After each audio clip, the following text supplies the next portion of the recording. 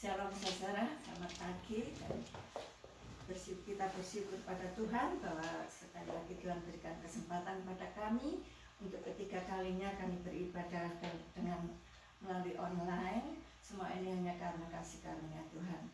Saudara, kita akan segera mulai kebaktian kami. Sebelum mulai bawa doa pembukaan, kami akan menaikkan satu pujian.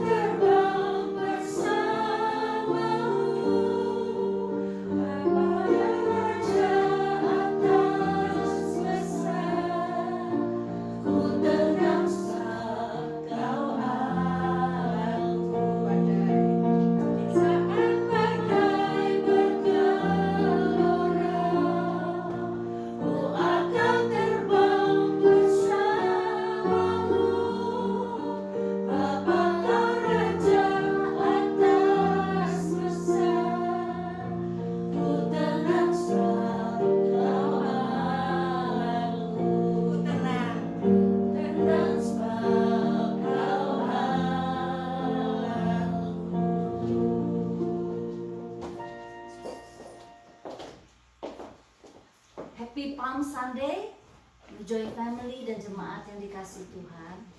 Puji Tuhan, kita bisa beribadah bersama di rumah kita masing-masing.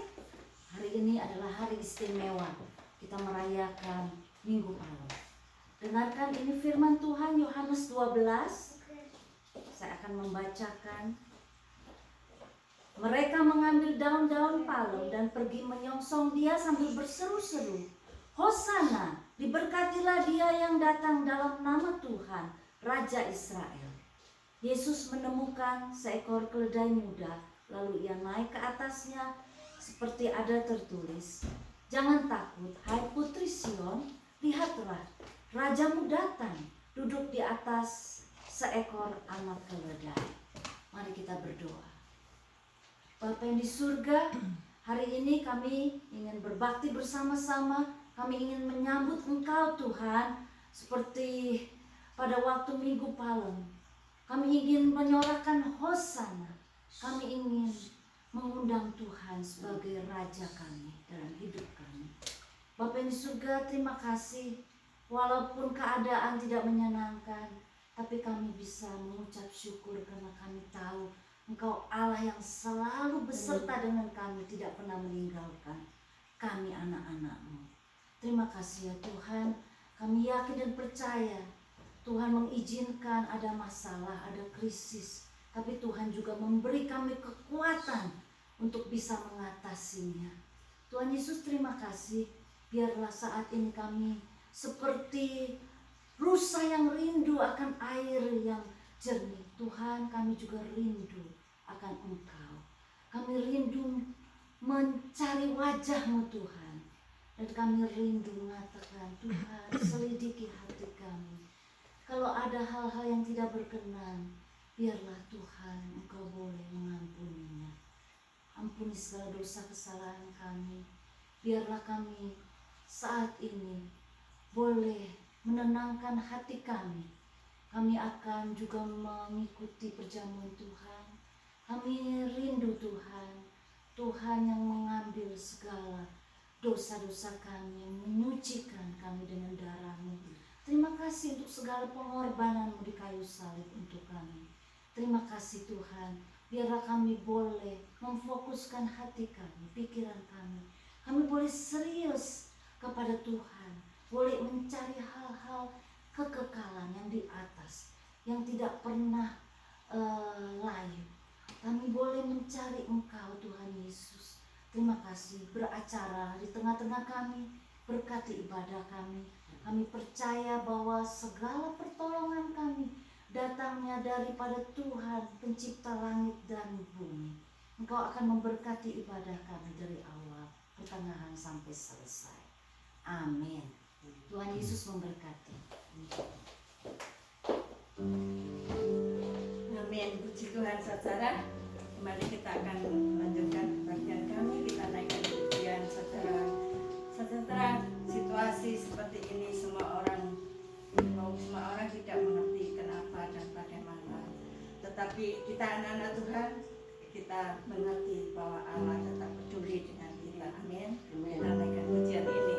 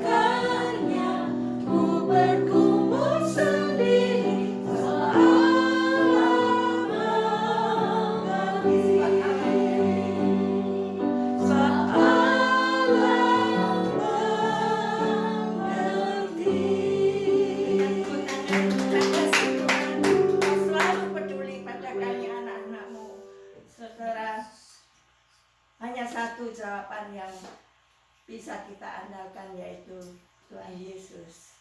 Amin. Maka saudara, sebentar lagi kita akan mendengarkan firman Tuhan adalah jawaban dari Tuhan kita. Karena saudara, hanya di dalam Yesus itu ada jawaban untuk kehidupan kita. Mari kita naikkan pujian ini.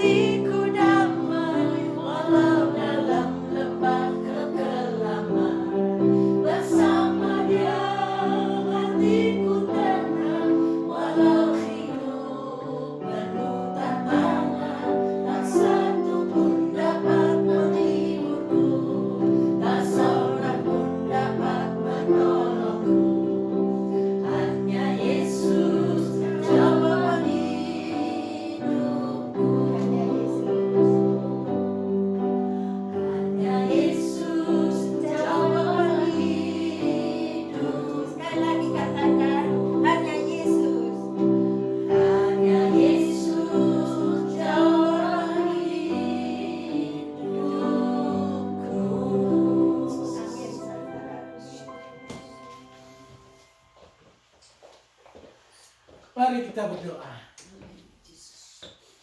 Bapa kami yang ada di surga, yang kami kenal melalui Tuhan kami Yesus Kristus, kami bersyukur dan berterima kasih karena Tuhan adalah jawaban hidup umat-Nya. Engkau adalah kekuatan kami, Engkau adalah penghibur kami, Engkau adalah pelindung di dalam keadaan yang berbahaya sekalipun. Dan kami bersyukur bahwa Engkau itu adalah Allah yang setia dan baik adanya. Minggu ini adalah Minggu Palma, di mana Tuhan pada saat itu memasuki kota Yerusalem sebagai Raja di atas segala raja, menunggangi ekor keledai sebagai Raja Damai, membawa perdamaian antara Allah dengan manusia yang berdosa. Biarlah kiranya pada waktu kami mendengarkan firman-Mu, kami boleh disapa oleh Tuhan dan diingatkan atas segala kasih sayang dan anugerah yang Engkau berikan kepada kami. Terima kasih Bapa di surga. Di dalam nama Tuhan Yesus kami berdoa dan mengucap syukur hanya kepada Tuhan saja. Amin. Selamat siang saudara-saudaraku yang terkasih, jemaat Mujo yang saya kasihi. Hari ini adalah minggu yang 3 di mana kita tidak bertemu. Mandang-memandang, berjabatan tangan, kadang-kadang kita saling hugging karena kita adalah keluarga besar Mujo. Tapi kita sedang ada dan masih di dalam keadaan yang tidak mengizinkan kita seperti itu. Tapi biarlah kiranya Tuhan akan menyertai dan Dia akan membawa kita kembali ke dalam kehidupannya yang normal. Saudara-saudara, saya ingin membacakan satu firman Tuhan dari Yohanes pasal 12, yaitu mengenai Injil Yohanes mengenai Minggu Palma yang sudah dibacakan oleh Ibu Nani, ya, Yohanes 12 sampai 13. Saudara-saudara, kalau kita melihat keadaan sekarang, ya, satu-satunya jalan memang kita harus mengingat janji-janji Tuhan.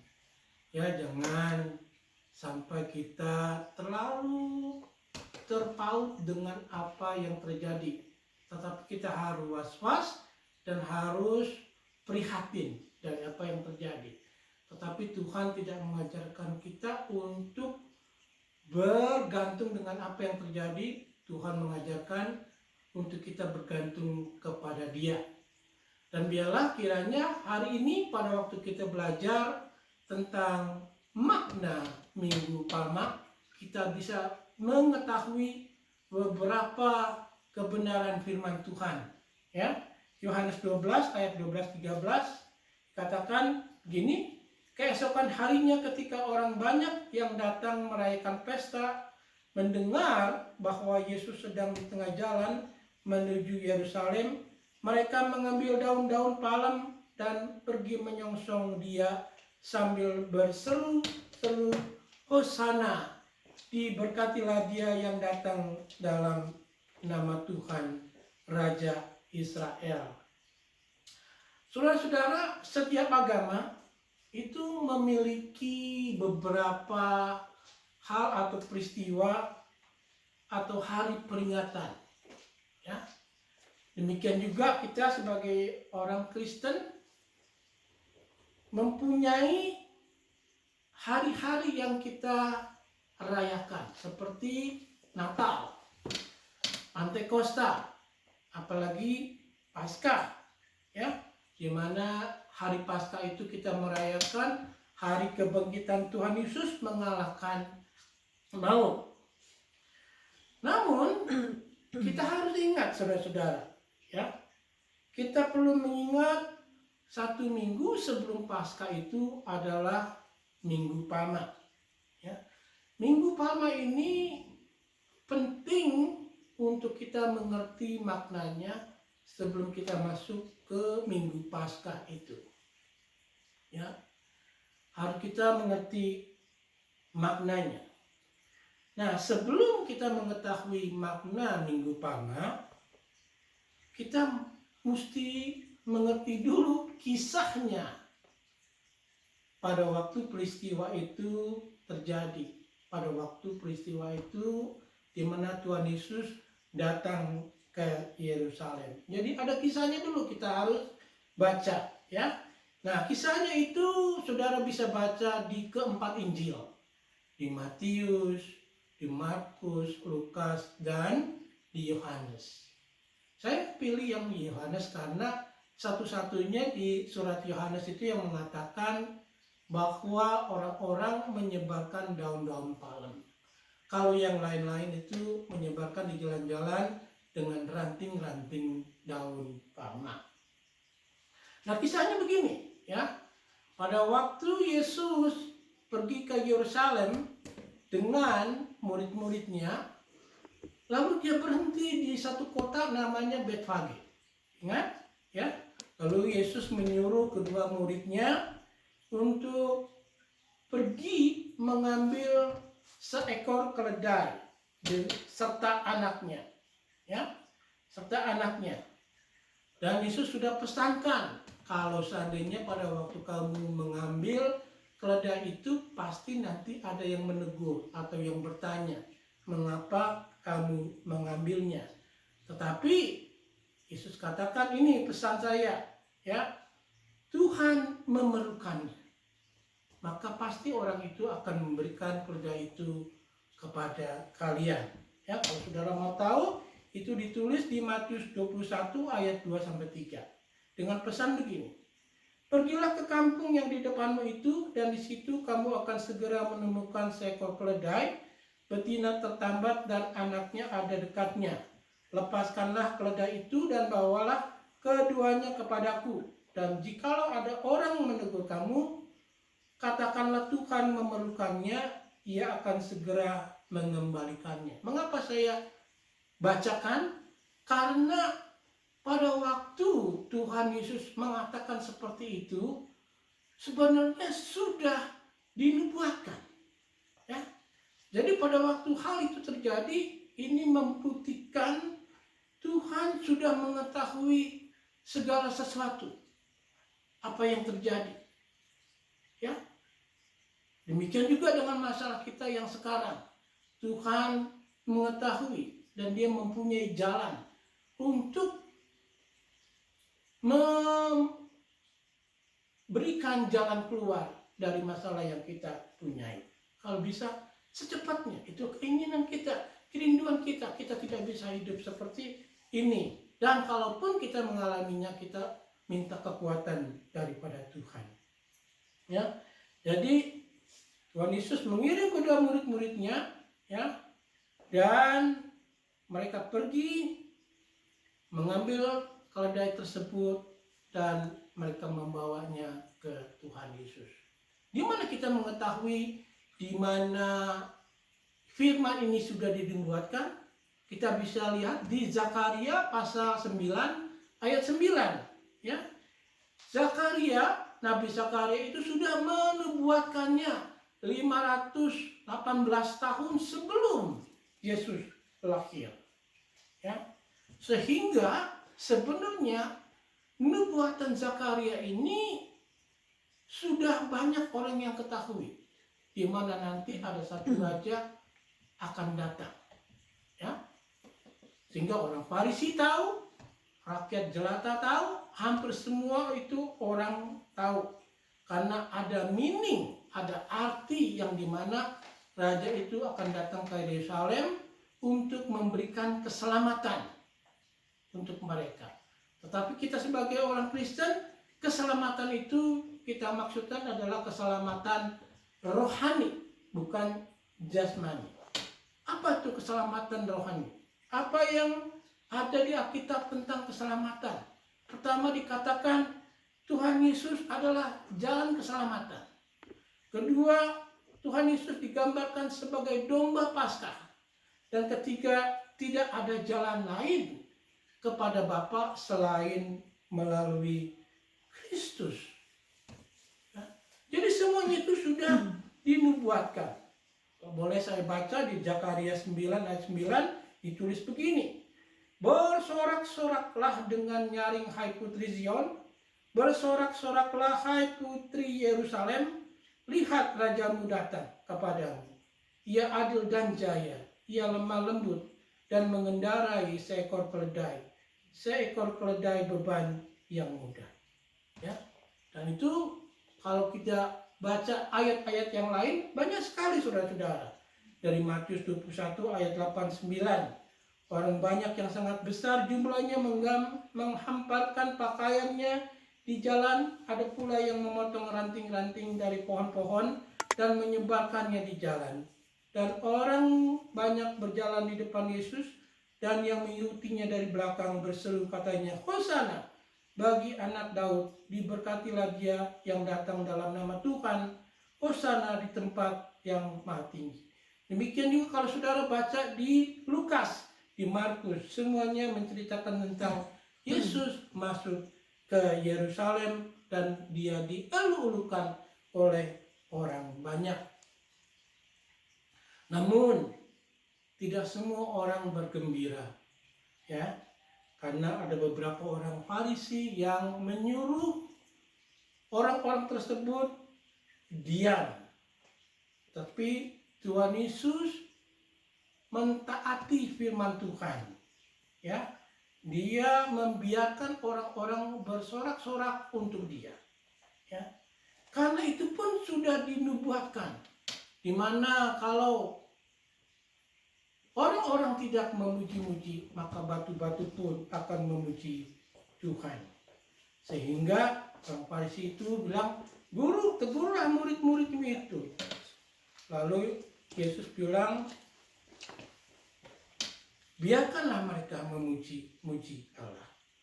Nah, itu semuanya dari awal sampai Tuhan Yesus datang ke Yerusalem itu merupakan background atau kisah pada waktu Yesus masuk ke Yerusalem. Dari nubuatan Zakaria, demikian juga dari apa yang tertulis itu terbukti dan benar adanya. Sehingga kalau memang itu benar adanya dan terbukti, maka pasti mempunyai makna. Karena saudara-saudara, setiap apa yang tertulis di Alkitab ya digenapi, itu mempunyai makna supaya kita memahaminya dan mengimaninya. Karena apa yang dijanjikan oleh Tuhan itu pun kita bisa mengimaninya bahwa Dia mengasihi dan memelihara kita. Nah, saya mau fokuskan tentang makna dari Minggu Palma ini. Ya, mengapa Tuhan Yesus masuk ke Yerusalem? Mengapa Dia tidak masuk ke kota yang lain? Ya, karena dari setiap cerita tersebut mempunyai makna tertentu yang kalau kita buktikan dengan firman yang lain, maka terbukti firman menerangkan firman yang lain. Terutama misalkan tentang Yerusalem, ya, tentang keledai, tentang Yesus datang sebagai raja dan dari gerbang mana dia masuk, ya, semuanya itu ada di dalam firman Tuhan sebelum Tuhan Yesus datang ke Yerusalem, ya, sehingga pasti mempunyai makna tertentu, mempunyai makna yang penting untuk kita, ya.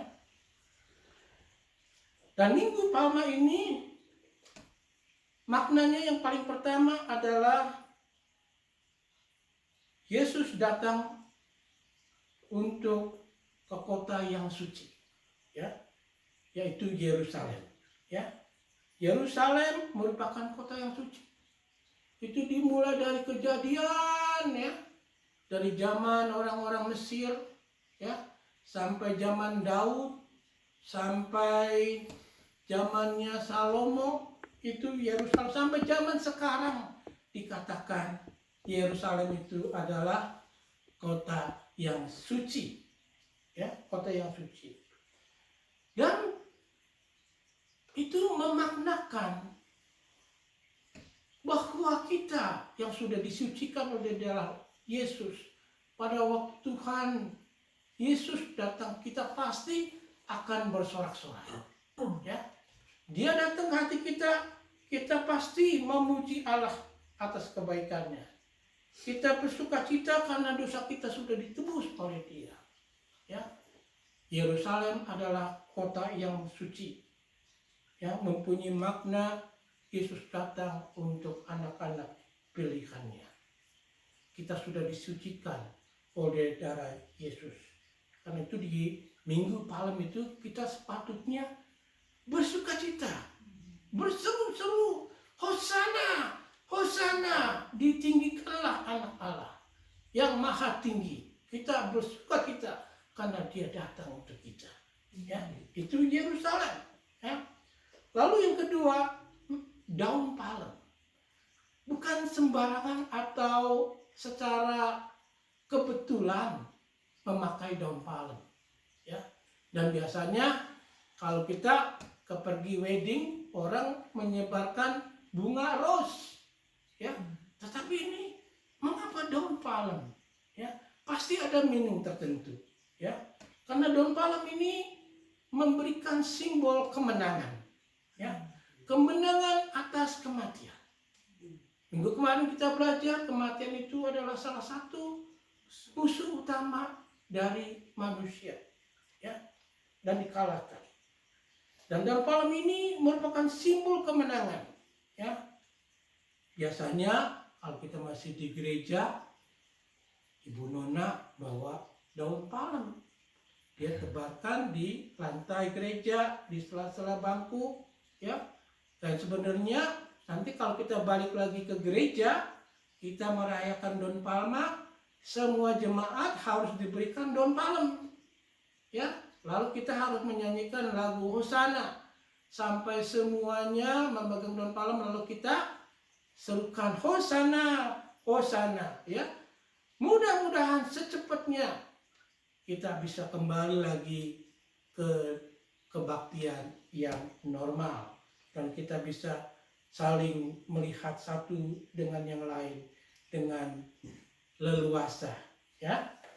Dan prosesi ini sebenarnya pada waktu masuk ke dalam atau dimulainya di awal ibadah supaya kita merasakan gegap gempitanya, merasakan sukacita kita ada di peristiwa itu, seperti pada waktu orang-orang Israel ada di peristiwa tersebut.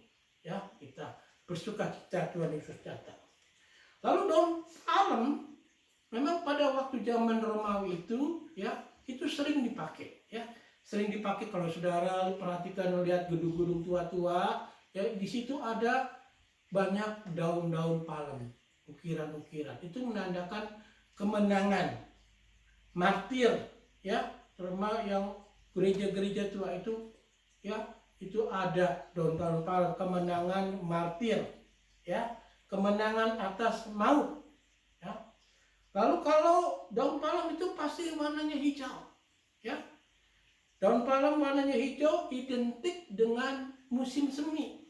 Ya, kalau saudara tinggal di satu daerah yang mempunyai 4 musim, maka saudara melihat pada waktu musim semi ada daun hijau yang keluar, ya, menandakan menggantikan musim dingin. Ya, Yesus datang membawa keselamatan. Dia menggantikan dosa. Dia menggantikan duka cita menjadi sukacita. Dia mendatangkan damai sejahtera. Kita rindu sekali, ya, kita boleh mendapatkan suasana seperti itu lagi, ya, seperti yang normal. Dan itu makna yang kedua mengenai daun palem. Lalu makna yang ketiga yaitu tentang keledai, ya. Membaca kisah perjalanan Yesus ke Yerusalem naik keledai. Lalu kita bertanya, mengapa dia naik keledai? Kalau dia itu raja di atas segala raja, mengapa dia tidak naik kuda? Kalau kuda kan melambangkan sesuatu hewan yang cepat dan gagah, cocok buat seorang raja. Tetapi juga saudara-saudara, kalau kita membaca Perjanjian Lama, ada satu raja di Perjanjian Lama yang juga dinobatkan dengan naik keledai, ya. Tetapi saya ingin memberikan makna kita, ya. Mengapa dia naik keledai? Ya. Karena kalau kita lihat keledai itu adalah hewan yang lamban, ya. Keledai diidentikan, disamakan dengan seorang hewan yang lamban, lemah, dan bodoh. Ya, kalau dibandingkan dengan kuda yang cepat dan gagah. Tetapi Tuhan Yesus mengendarai keledai. Dan saudara-saudara, kalau keledai itu sebenarnya satu hewan yang sangat berguna sekali, ya. Merupakan satu hewan pekerja berat, ya, pekerja berat, bukan pemalas. Dia kelihatannya pemalas, tetapi tidak malas, ya. Dia lambat memang, tetapi mampu menerima dan menahan beban apapun selama kakinya masih kuat. Saudara kasih tugas apapun untuk keledai, pasti dia lakukan dengan baik dan tuntas. Ya, berlain dengan kuda, saudara-saudara. Kuda dinaikin aja itu mesti dilatih pelan-pelan, mesti diusap-usap dulu, ya. Mesti dikasih selembar pakaian yang tidak terlalu berat di atas punggungnya. Kalau tahu saudara kasih beban yang berat, dia tendang. Ya, jadi kalau kita melayani Tuhan, gak usah perhitungan, ya. Kita hanya mau seperti seorang umat Tuhan yang taat dan sanggup melayani Tuhan di dalam setiap perkara, ya. Dan di Bilangan 22 ayat 21 sampai 33, keledai ini bukan hewan sembarangan. Malah Tuhan pernah memakai keledai itu berbicara. Betul? Dia berbicara untuk menyelamatkan Bileam dari kuasa maut. Ya. Mungkin kalau kita baca di kitab Hakim-Hakim 15 ayat 15-16, Simpson itu berperang dengan memakai rahangnya keledai. Ya. Di Hakim-Hakim 15-16 ditulis begini. Kemudian ia menemui sebuah tulang rahang keledai yang masih baru, diulurkannya tangannya, dipungutnya dan dipukulnya mati 1000 dengan tulang itu. Berkatalah Simon dengan rahang keledai, bangsa keledai itu kuhajar, dengan rahang keledai 1000 orang kupukul. Jadi biarlah kita juga bisa belajar, ya. Keledai itu adalah satu hewan yang rendah hati, dan juga kita mau rendah hati kepada satu dengan yang lain, dan juga terutama kepada Tuhan, supaya Dia bisa pakai hidup kita untuk kemuliaannya. Dan ini, ya, keledai ini juga dicontohkan seberat apapun, ya, sebesar apapun penderitaan yang Yesus harus pikul sampai kayu salib, Tuhan Yesus lakukan untuk kebaikan dan untuk kemuliaan kita. Ya, dan itu makna yang ketiga tentang keledai. Lalu makna yang keempat, Yesus datang sebagai Raja Damai. Ya. Nah, pada waktu dia masuk ke Yerusalem, saudara kalau pelajari tentang kota Yerusalem, Yerusalem itu dikelilingi oleh tembok-tembok, ya. Satu kota yang dipanggilnya kota damai, tetapi mempunyai banyak pengalaman-pengalaman peperangan, ya. Sehingga kota itu dibentengi dengan tembok-tembok, ya, dibentengi dengan tembok-tembok. Nah, di gerbang mana Tuhan Yesus itu masuk? Ya. Nah, saya ingin mengajak saudara-saudara, ini ada satu kebenaran yang sangat indah sekali, ya. Dari gerbang mana? Karena gerbang itu banyak, saudara-saudara, ya. Gerbang itu banyak. Dan ternyata gerbang emas yang terletak dekat tembok ratapan yang sebelah timur, yang di bawahnya itu ada air buangan menuju lembah Kidron, dan ini merupakan satu hal yang sangat penting. Mengapa itu ada air buangan di lembah Kidron? Itu ada ceritanya, saudara-saudara, yang dimana air itu sangat dibutuhkan. Bang, gerbang emas, ya, itu mengarah ke halaman bait suci dan di sebelah timur. Gerbang ini dibangun oleh Nehemia, ya. Pada waktu bait suci itu diruntuhkan yang telah dibangun oleh Salomo. Nah, pada waktu Nehemia mendapat tugas untuk membangun kembali Yerusalem, ya, gerbang ini dibuat gerbang emas namanya, ya. Saudara kalau baca di Nehemia itu ada ceritanya, ya. Dan cerita itu sampai dibawa ke zaman abad ke-7, ya. Di abad ke-7, ya, di situ diingatkan, ya, di mana gerbang ini mempunyai arti yang sangat penting sekali. Malah di dekat gerbang itu pun, ya, Petrus pernah menyembuhkan seorang lumpuh sejak lahir, Petrus, ya. Dan gerbang emas ini, ya, pada waktu zaman Sultan Saladin itu ditutup, ya, ditutup karena orang-orang Israel itu ingin mengikuti apa yang dikatakan Nabi Yehezkiel tentang gerbang tersebut. Nah, kalau saudara ingin dengar dari Yehezkiel 44 ayat 1-3 ditulis begini. Ayat 1. Kemudian ia membawa aku kembali ke pintu gerbang luar dari tempat kudus yang menghadap ke timur. Gerbang ini tertutup. Lalu Tuhan berfirman kepadaku, pintu gerbang ini harus tetap tertutup. Jangan dibuka dan jangan seorang pun masuk dari situ. Sebab Tuhan Allah Israel sudah masuk melaluinya, karena itu gerbang itu harus tetap tertutup. Ayat 3. Hanya raja itu. Oleh karena ia raja, boleh duduk di sana, makan santapan di hadapan Tuhan. Raja itu akan masuk melalui badai gerbang itu dan akan keluar dari situ. Siapa raja itu? Tuhan Yesus. Ya, Tuhan Yesus.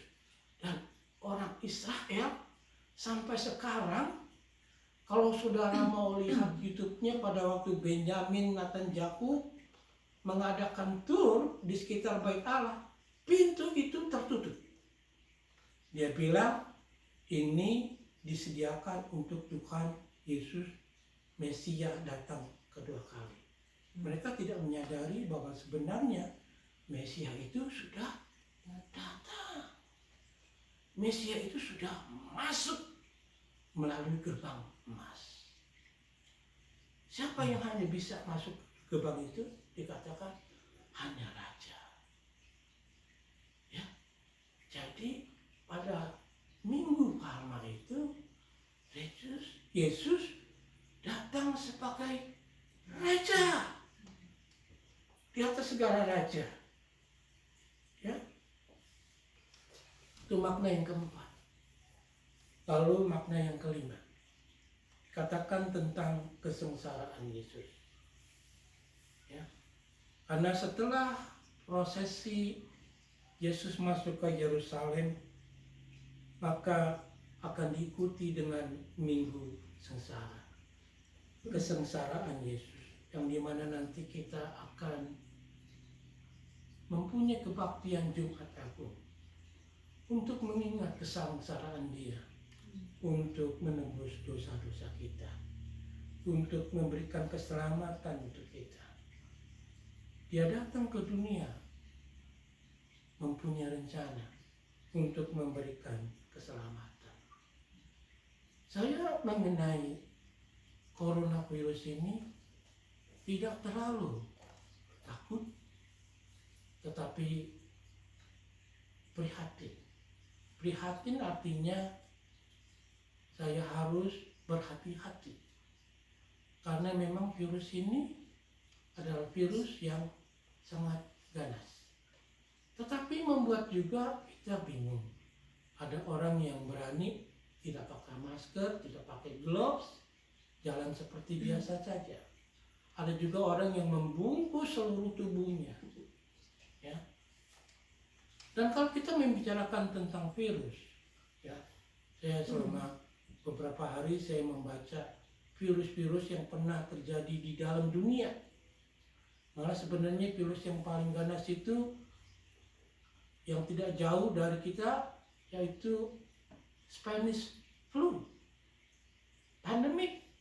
Ya, berapa? Hampir 100 million orang mati. Dan di Amerika sebanyak 675.000, dan itu datangnya dari Kansas, dari army yang mengendarai kuda, dan ternyata kuda itu mempunyai virus, dan virus itu menyeberang ke manusia sampai akhirnya ke seluruh dunia. Ya, itu hebat. Coronavirus ini juga hebat. Tetapi saudara-saudara, saya suka berpikir sampai sehebat bagaimana. Ya. Sampai harus khawatir bagaimana kita menghadapi masalah ini. Ya. Dunia itu akan terus menjadi satu tempat yang tidak nyaman untuk ditinggali. Itu merupakan satu alasan mengapa saya tidak takut. Tapi saya prihatin, saya harus berhati-hati. Kenapa kita tidak takut, saudara-saudara? Pertama, Tuhan memiliki kita. Tidak ada satupun yang bisa memisahkan kita, termasuk maut. Kita tidak mencari kecelakaan, kita tidak mencari sengsara, kita tidak mencari masalah. Tapi kita tahu dan kita harus ingat janji Tuhan supaya mengapa, saudara-saudara? Supaya saudara bisa menikmati hidup hari lepas hari. Setiap hari itu dianugerahkan oleh Tuhan. Tidak harus dari coronavirus saja bisa mati. Orang heart attack juga bisa mati. Tapi yang saya inginkan, milikilah Yesus di dalam hidup saudara. Mungkin setelah dilema ini ada lagi yang lain. Bukan saya nggak care, pasti kita care. Ya. Tetapi kita hidup di dalam dunia yang tidak menyenangkan. Ya. Di dalam pemerintahan dalam dunia pun, yang memerintah itu selalu kebanyakan politisi. Kita mengharapkan, saudara-saudara, satu raja yang bisa menjadi raja di atas segala raja di dalam kehidupan kita. Itu saja yang saya rindukan itu. Raja di atas segala raja. Pemimpin dunia yang sejati. Itu yang harus kita dambakan. Ya, yang harus kita elu-elukan, yang harus kita tunggu, di mana kita akan mendapatkan satu sukacita. Dan selama kita hidup, kita berdoa kepada Tuhan supaya Tuhan pakai hidup kita ini untuk menjadi juru bicaranya, menyampaikan kabar baik bahwa hanya di dalam Yesus saja ada keselamatan. Ya. Dan kalau seandainya kita ada di dalam keadaan seperti ini, sebagai penutup saya ingin membacakan sifatnya Tuhan. Dari Mazmur 103 ayat 1 sampai 10. Sifatnya Tuhan. Ya, supaya saudara mengenal Dia. Ya, ini firman-Nya begini. Dari Daud, pujilah Tuhan hai jiwaku. Pujilah namanya yang kudus, hai segenap batinku. Pujilah Tuhan hai jiwaku dan janganlah lupakan segala kebaikannya. Dia yang mengampuni segala kesalahanmu, yang menyembuhkan segala penyakitmu. Dia yang menebus hidupmu dari lubang kubur, yang memahkotai engkau dengan kasih setia dan rahmat. Dia yang memuaskan hasratmu dengan kebaikan, sehingga masa mudamu menjadi baru seperti pada burung rajawali. Tuhan menjalankan keadilan dan hukum bagi segala orang yang diperas. Ia telah memperkenalkan jalan-jalannya kepada Musa, perbuatan-perbuatannya kepada orang Israel. Tuhan adalah penyayang dan pengasih, panjang sabar dan berlimpah kasih setia. Tidak selalu ia menuntut, dan tidak untuk selamanya ia mendendam. Tidak dilakukannya kepada kita setimpal dengan dosa kita, dan tidak dibalasnya kepada kita setimpal dengan kesalahan kita. Tuhan itu baik, saudara-saudara. Yang Dia mau enggak saudara berlindung dan berharap kepadanya. Mari kita berdoa. Bapa kami yang ada di surga, kami bersyukur dan berterima kasih bahwa kami boleh mempunyai satu Tuhan yang begitu setia, yang begitu baik, panjang sabar, tidak pernah menuntut, tidak mendendam. Engkau membuang dosa-dosa kami, menjauhkannya seperti dari barat dan timur. Ya Tuhan, kami bersyukur dan berterima kasih bahwa Engkau adalah Allah yang Maha Kuasa, Kami percaya ya Tuhan, bahwa satu waktu nanti Engkau akan menolong kami semua sebagai umat-Mu. Demikian juga sebagai umat manusia, untuk mereka boleh kembali ke dalam kehidupan yang baik dan seperti biasa. Kami berdoa ya Tuhan, Engkau mengampuni segala dosa-dosa kami. Engkau mengampuni segala pemerintahan, presiden-presiden, raja-raja, hamba-hamba Tuhan yang memakai nama-Mu untuk mencari keuntungannya sendiri. Sehingga kami sebagai umat Tuhan yang sebenarnya harus selalu ada di dalam bait-Mu, di dalam rumah-Mu, tetapi kami harus terpisah.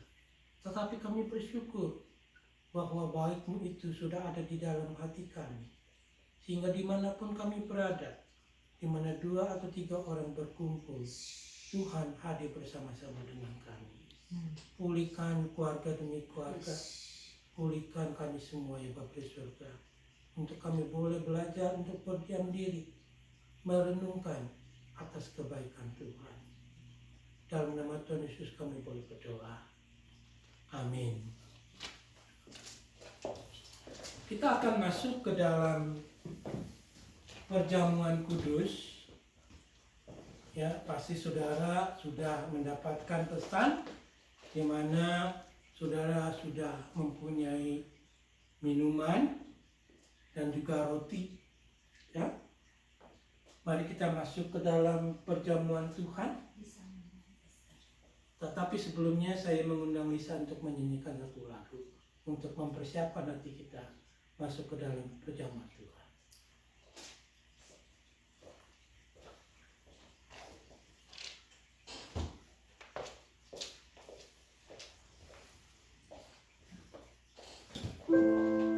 Mari naikkan pujian ini, saudara. Mempersiapkan hati kita untuk berjumpa.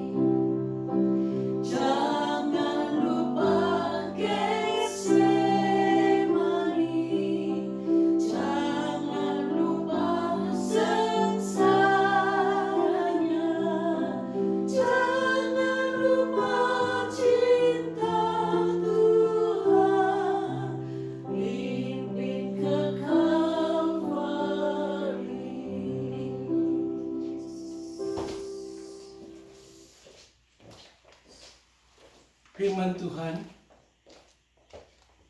ketika tiba saatnya Yesus duduk makan bersama-sama dengan rasul-rasulnya, katanya kepada mereka, "Aku sangat rindu makan Paskah ini bersama-sama dengan kamu sebelum aku menderita.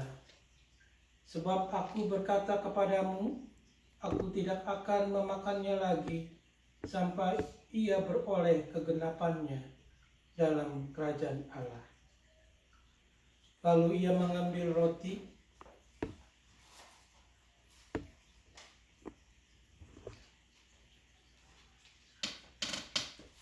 mengucap syukur, memecah-mecahkannya, dan memberikannya kepada mereka. Katanya, inilah tubuhku yang diserahkan bagi kamu. Perbuatlah ini menjadi peringatan akan aku. Mari kita makan dan kita kenang akan Dia.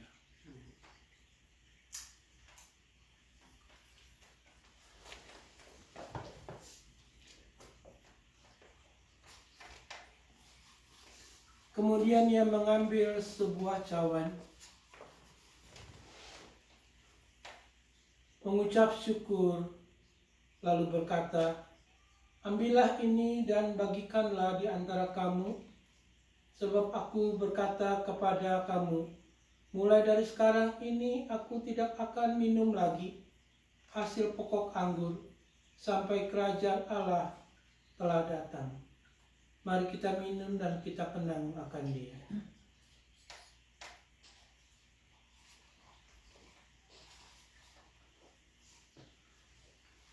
Bapa kami yang ada di surga, yang kami kenal di dalam nama Tuhan kami Yesus Kristus, kami bersyukur dan berterima kasih karena Engkau telah menebus dosa-dosa kami. Engkau telah memiliki kami menjadi anak-anak-Mu. Engkau telah memelihara hidup kami. Engkau telah memberkati kami. Engkau menjadikan anak-anak Tuhan. Ya Tuhan, terima kasih untuk pengorbanan-Mu di kayu salib. Engkau datang sebagai Raja di atas segala raja. Terima kasih pada waktu kami bersekutu dengan roti yang melambangkan tubuh-Mu, yang disesah untuk kebaikan kami. Yang dimana dari persekutuan di dalam roti itu, kami pun satu waktu nanti akan mempunyai tubuh yang sempurna, seperti tubuh kebangkitan Tuhan. Dari mana kami tidak mengenal lagi akan dosa. Kami tidak akan lagi mengenal apa yang katanya penyakit. Kami tidak akan mengenal lagi kesedihan. Tetapi kami boleh mempunyai satu tubuh yang begitu baik, yang Tuhan sudah siapkan pada waktu hari kebangkitan kami nanti. Demikian juga ya Bapa di surga, pada waktu kami bersekutu dengan anggur yang melambangkan darah-Mu yang Engkau telah curahkan untuk menyucikan seluruh dosa-dosa kami yang kami buat sengaja atau tidak sengaja, yang dahulu, sekarang, dan selama-lamanya. Karena Tuhan begitu baik sehingga kami terlihat suci, kami terlihat bersih di mata Allah Bapa. Karena darah-Mu itu yang telah menyucikan kami. Terima kasih Tuhan Yesus. Diberkatilah Engkau dari dahulu, sekarang, dan selama-lamanya. Dan selalu pimpinlah kami untuk boleh selalu dengar-dengaran, untuk selalu taat, dan boleh melayani Tuhan di dalam hidup kami. Dan mensyukuri segala apa yang Tuhan berikan kepada hidup kami. Terima kasih Bapa di surga. Dalam nama Tuhan Yesus kami boleh berdoa dan mengucap syukur hanya kepada Tuhan saja. Amin. Dan kita kembali lagi ke dalam doa, di mana kita akan berdoa untuk orang-orang yang kita kenal, dan juga secara general untuk Tuhan boleh ikut campur, turun tangan untuk mengatasi masalah yang kita hadapi. Mari kita tunduk kepala dan kita berdoa. Bapa kami yang ada di sorga, kembali kami menghampiri-Mu. Pasti Tuhan melihat dari tempat-Mu yang kudus, apa yang sedang dialami oleh umat manusia di atas muka bumi ini. Kiranya ya Bapa di surga, kami mengingat bahwa Engkau adalah Allah yang setia, yang tidak pernah meninggalkan buah tangan-Mu. Kami mengingat bahwa Engkau adalah Allah yang mengampuni, Allah yang panjang sabar, Allah yang tidak mendendam, Allah yang begitu baik dan membuang dosa-dosa kehidupan manusia. Ya Tuhan, kami berdoa supaya dari setiap negara yang ada di atas muka bumi ini, Engkau tolong supaya masalah coronavirus ini bisa diselesaikan dengan baik dan secepatnya. Ya Tuhan, ampuni segala dosa-dosa kami semua. Ya Tuhan, tolong supaya Engkau yang bisa menyetopnya, karena Engkau adalah Tuhan yang berkuasa. Engkau mampu, ya Tuhan Yesus. Engkau mampu untuk mengatasi segala perkara. Apalagi Engkau sebagai Allah hanya menghardik saja, pasti semua virus yang mengganggu kehidupan manusia itu akan menghilang. Ya Bapa di surga, secara khusus kami ingin berdoa untuk jemaat Nujoy. Engkau berkati mereka satu persatu. Engkau tutup bungkus yang tua terutama, supaya mereka boleh mempunyai badan yang sehat dan kuat. Dan kami berdoa supaya semua jemaat Nujoy boleh dilindungi oleh Tuhan, yang ada tinggal di rumah atau juga yang bekerja. Ya Tuhan, tolong supaya mereka boleh selalu mendapatkan kekuatan dan penghiburan. Dan yang tidak bisa bekerja, Engkau cukupkan kebutuhan mereka. Engkau berikan kembali pekerjaan pada waktu suasana kembali normal. Dan juga ya Bapa di surga, kami berdoa untuk anak-anak kami, supaya mereka juga ditutup bungkus oleh Tuhan, supaya di dalam kehidupan mereka boleh mengucap atas kebaikan Tuhan. Ya Tuhan, terima kasih ya Bapa di surga untuk kebaktian hari ini, di mana kami bisa masuk ke dalam perjamuan Tuhan. Karena di sanalah juga kami bisa masuk dan mengerti makna dari Minggu Palem, di mana Tuhan Yesus adalah Raja di atas segala raja. Engkaulah yang selalu kami elulukan di dalam hidup ini, karena di dalam Engkau ada sukacita dan kedamaian. Terima kasih Tuhan Yesus. Dalam nama Tuhan Yesus kami boleh berdoa. Amin.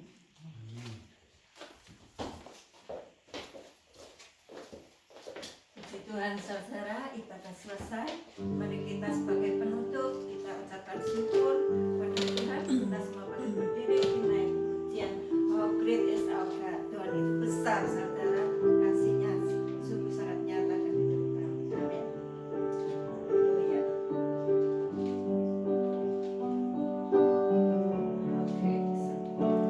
How great is our God. Sing with me, how great is our God. Oh, we see how great is our God. How great is our God. Sing with me, how great is our God. Oh, we see how great is our God. Amen. Puji Tuhan, jemaat Nujoy. Mari kita arahkan mata rohani kita kepada Dia untuk menerima berkat daripada Tuhan. Biarlah kiranya Tuhan memberkati engkau dan melindungi engkau. Tuhan menyinari engkau dengan wajah-Nya dan memberi engkau kasih karunia. Tuhan menghadapkan wajah-Nya kepadamu dan memberi engkau damai sejahtera dari sekarang sampai selama-lamanya. Maranatha. Amin. Amin. Saudara-saudara, jemaat Nujoy yang saya kasihi, minggu ini adalah minggu sengsaranya Tuhan Yesus. Ya, saya akan mengirimkan renungan untuk tiap hari sampai kita ketemu lagi di Minggu Paskah atau di Good Friday dulu, lalu di Minggu Paskah. Saya akan kirimkan dan saudara baca dan renungkan firman Tuhan yang nanti saya akan kirimkan mulai malam hari ini, ya, dan saudara merenungkannya mulai besok, ya. Dan kita akan berusaha untuk memberikan Good Friday service seperti biasa. Kita mulai jam 8 malam, lalu kita akan juga berusaha memberikan kebaktian Paskah di Minggu pagi jam 8 pagi. Kiranya Tuhan memberkati kita semua, Tuhan memelihara kita dan melindungi kita, dan Tuhan memberkati kita semua. Amin. Amin.